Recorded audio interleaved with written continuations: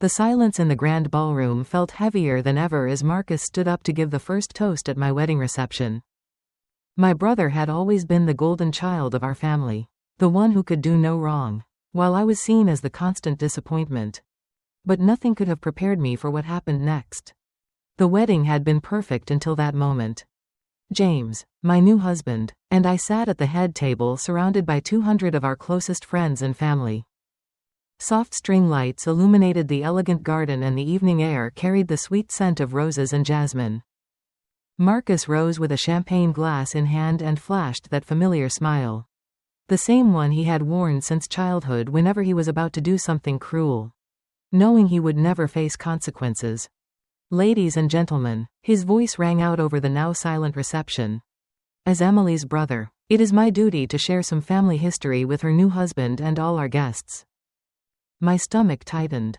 James squeezed my hand under the table, sensing my tension. Marcus pulled a manila envelope from his jacket. While cleaning out Dad's study last week, I found something quite interesting.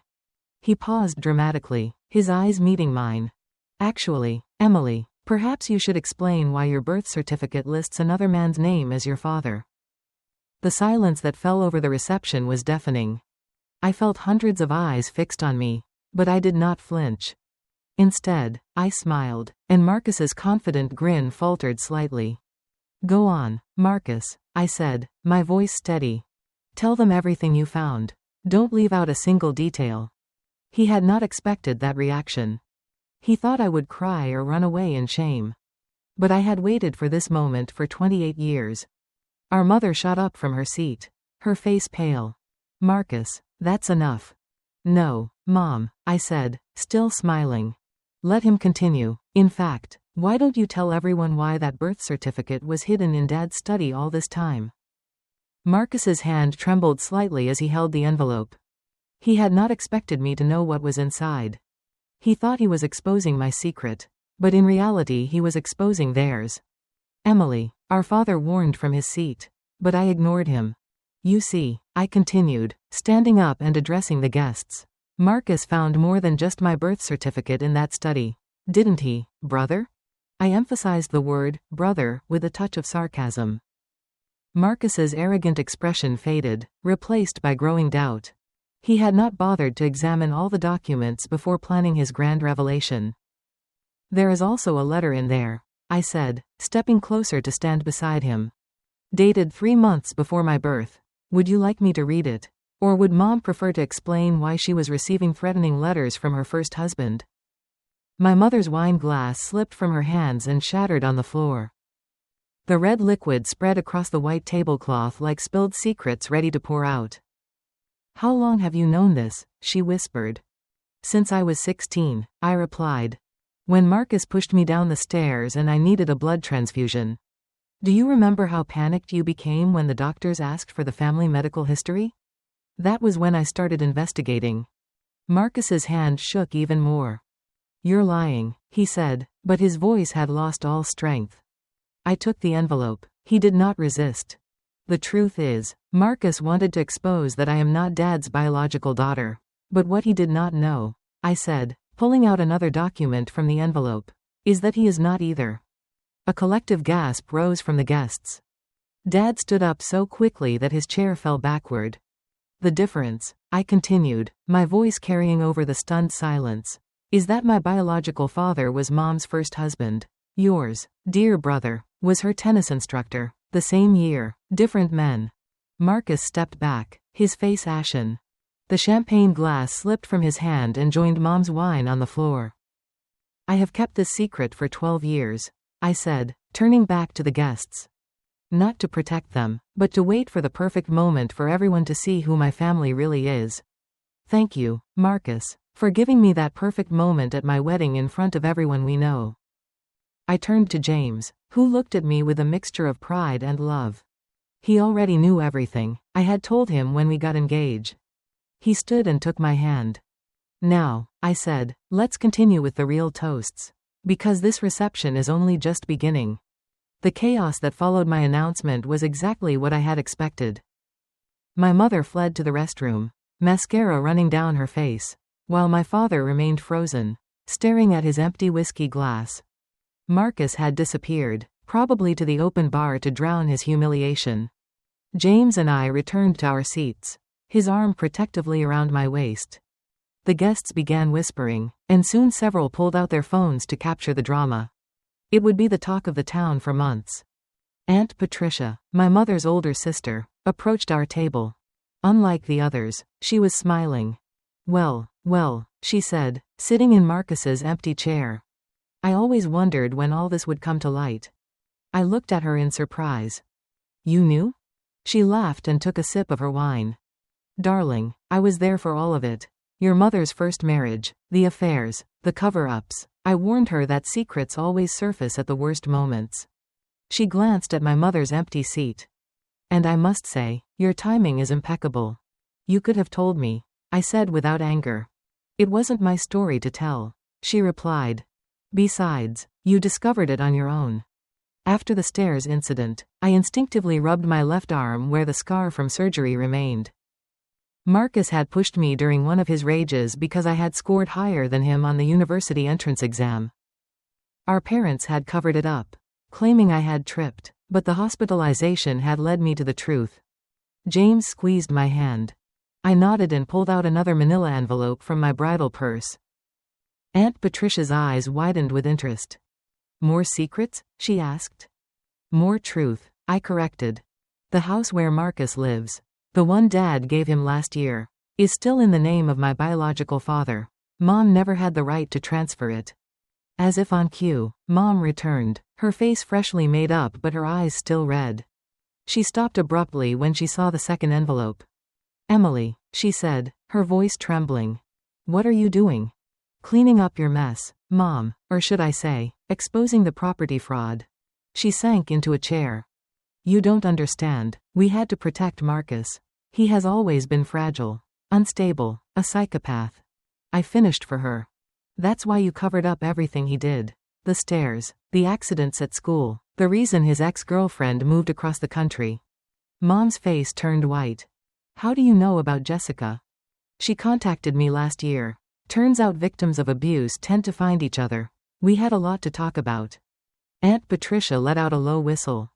Wow, Margaret, you really made quite a mess, didn't you? My father finally approached our table, looking older than his 60 years. Emily, he said quietly, what do you want? It was the first time in my life he had ever asked me that question. During my childhood it had always been about what Marcus wanted, what Mom wanted, or what would protect the family reputation. I want you to sign these, I replied, pulling legal documents from the envelope, confessing the property fraud, acknowledging the cover-up of the abuse, and agreeing to pay for Jessica's therapy. You're blackmailing us, my mother gasped. No, Mom, I'm giving you the chance to do the right thing for the first time. Sign these and everything stays private. If not, the next envelope goes straight to the police. James stood up. I think we should give them a moment to review the documents. He suggested diplomatically. We have other guests to thank. As we walked away, I heard my mother break into tears again and my father asking Aunt Patricia for a pen. Some guests were already leaving, realizing the reception had turned into something entirely different. But I did not care. This wedding was not only to celebrate love, it was to free myself from decades of lies. We found Marcus at the bar, slumped over his 5th or 6th drink. When he saw us approaching, he straightened up, trying to regain his usual arrogance. Enjoying yourselves? He slurred. You ruined everything, as always. No, Marcus, I replied calmly. You ruined things when you decided to use my wedding to hurt me again. But this time I was ready. He suddenly lunged toward me, but James stepped in front of him. Two of our friends, former military, immediately appeared and grabbed Marcus by the arms. I think it's time for you to leave, James said, leaving no room for argument. Your Uber is waiting outside. As they escorted him out, I caught one last look at his face. For the first time in our lives, I saw something there I had never seen before: fear. The emotional aftermath of the wedding swept through our family like a tsunami. Within a week, Marcus had received an eviction notice from the house he thought was his. My mother checked herself into a wellness retreat in Arizona, conveniently far from the disaster. And my father did what he did best, threw money at the problem. I've already transferred the first payment for Jessica's therapy, he told me during our first meeting after the wedding in his lawyer's office. And the property papers have been legally corrected. I nodded, keeping my face neutral. And Marcus? I asked. My father aged 10 years in a second. He's struggling. The psychiatric evaluation revealed concerning issues. We're considering institutionalizing him. Finally, I murmured.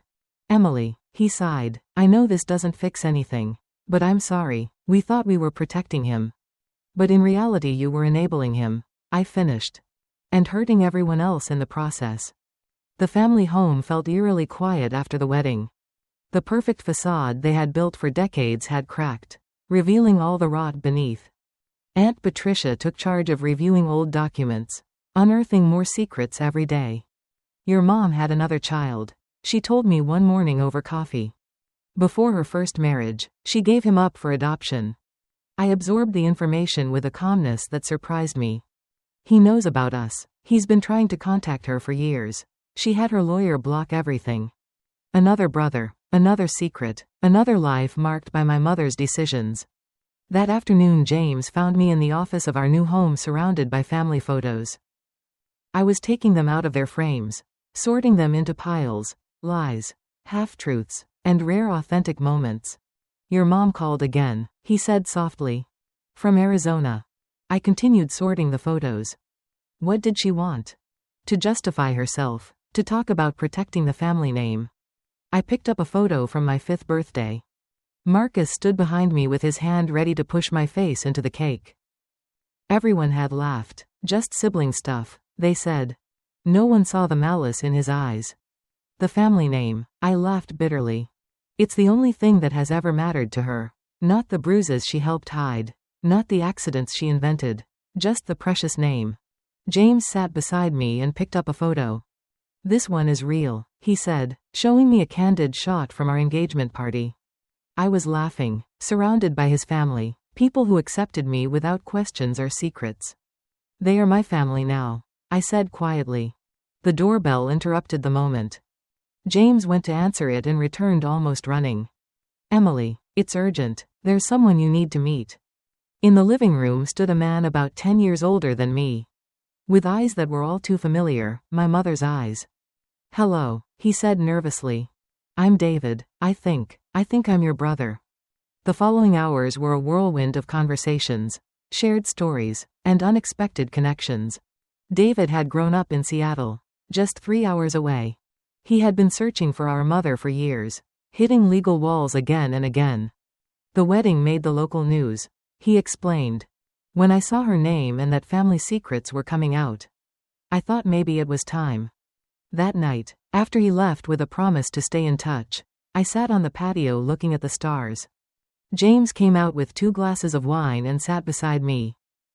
Are you okay? He asked. You know what's strange? I replied. I always felt like a stranger in my own family. It turns out I was just in the wrong one. The next morning I received a message from Jessica, Marcus's ex-girlfriend. Thank you for supporting my therapy. I finally feel strong enough to press charges. I showed the message to James. Do you think the family name will survive a criminal trial? Maybe it shouldn't, he replied wisely.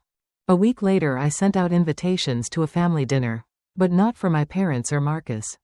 It was for Aunt Patricia, for David, for Jessica, and for others who had been hurt by my family's secrets.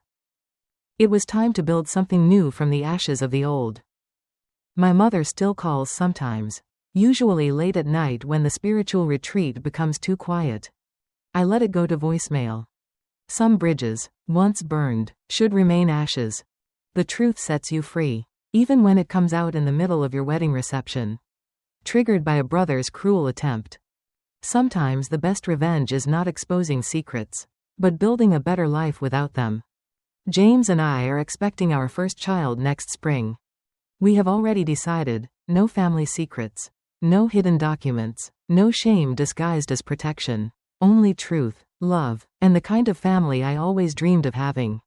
Sometimes the happy ending is not the one you planned, but the one you build from the ruins of what tried to destroy you. Thank you for listening to today's story. Don't forget to like, share, and subscribe to support the channel. See you in the next story.